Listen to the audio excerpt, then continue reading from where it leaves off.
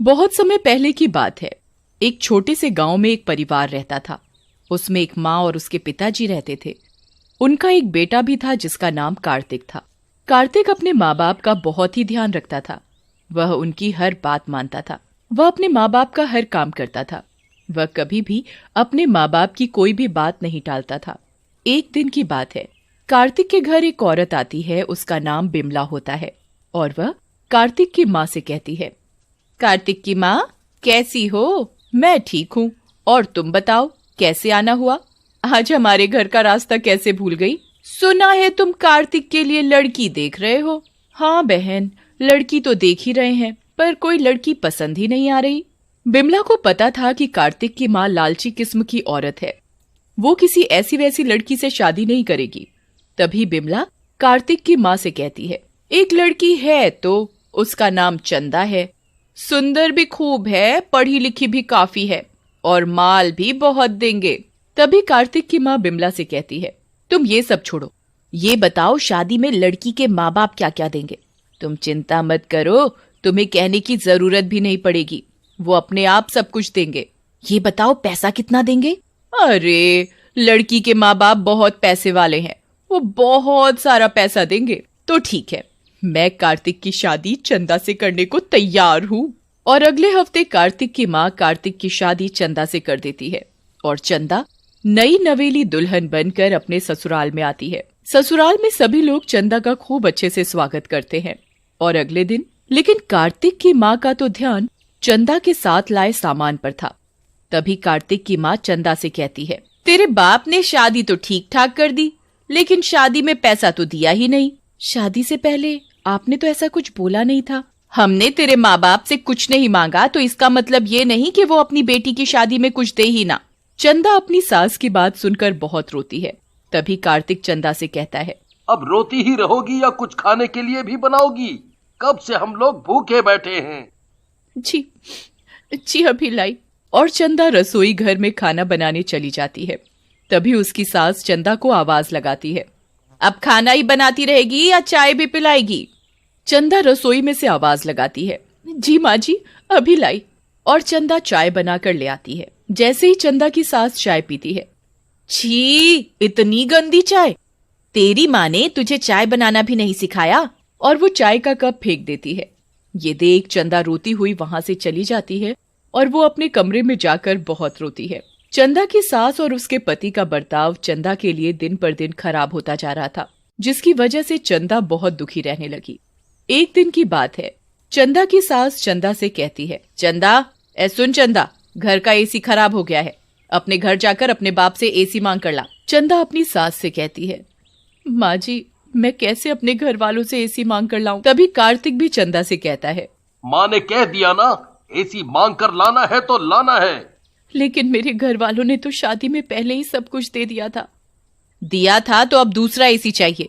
कार्तिक और अपनी सास की बात सुनकर चंदा बहुत रोती है और वो अपने घर वालों से जाकर एसी मांग कर लाती है। और चंदा की सास एसी देखकर फूली नहीं समाती और कहती है, मैंने कहा था ना, दे देंगे एसी।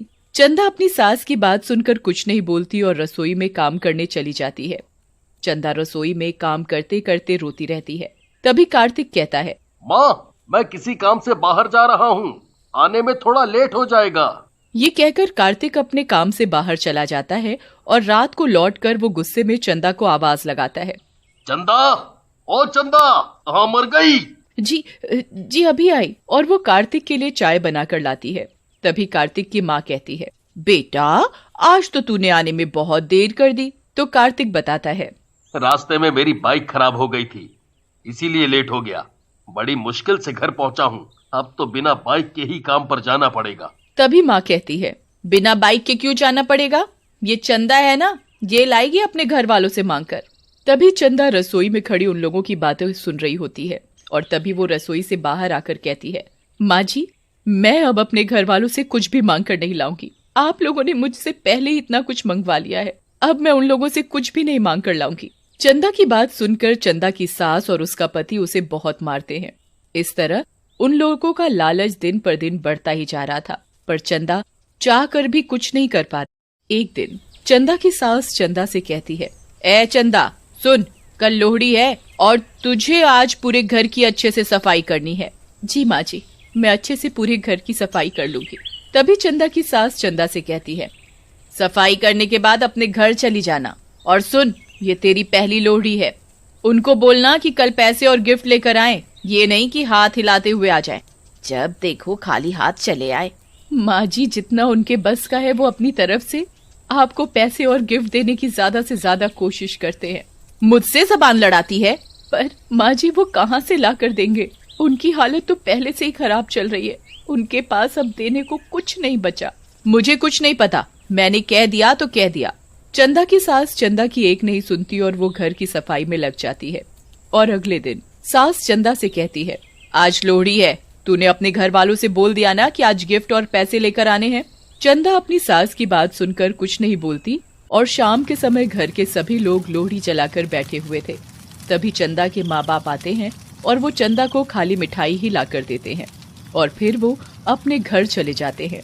तभी चंदा की सास और पति चंदा से कहते हैं, तेरे माँ बाप ये मिठाई लाते हुए शर्म नहीं आई? माँ जी, उनके पास आपको देने के लिए कुछ भी नहीं है, उनका काम भी बंद हो गया है, वो कहाँ से देंगे? ये बात सुनकर कार्तिक और उसकी माँ गुस्से से आग बबूला हो जाते हैं और वो चंदा को बहुत मारते हैं। चंदा बेचारी रोती हुई कहती है, मुझे मत मारो, मुझे छोड़ दो। छोड़ दे। तभी कार्तिक की माँ कहती है, ये ऐसे नहीं मानेगी, इसे और मार। कार्तिक चंदा को इतना मारता है कि वो लोहड़ी की आग में गिर जाती है और चंदा के कपड़ों में आग लग जाती है और वो चिल्लाती है, कोई बचाओ, मैं जल रही हूँ, बचाओ। वो चिल्लाती रहती है पर उसे कोई नहीं बचाता और वो पूरी तरह जलकर मर जाती है और वो एक चुड़ैल बन जाती है। और रात को जब कार्तिक अपने कमरे में सोया हुआ था तो वो कार्तिक के कमरे में आती है और उसे जोर से थप्पड़ मारती है। तभी कार्तिक की आंख खुल जाती है मम्मी। और वो चुड़ैल को देखकर चिल्लाने लगता है, चुड़ैल, चुड़ैल, कोई बचाओ। बचाओ, कोई नहीं बचाएगा तुझे, तू चाहे कितना भी चिल्ला ले। चुड़ैल की शक्ति से कार्तिक के चिल्लाने की आवाज किसी को सुनाई नहीं देती और चुड़ैल कार्तिक के बाल पकड़कर कार्तिक को बहुत मारती है।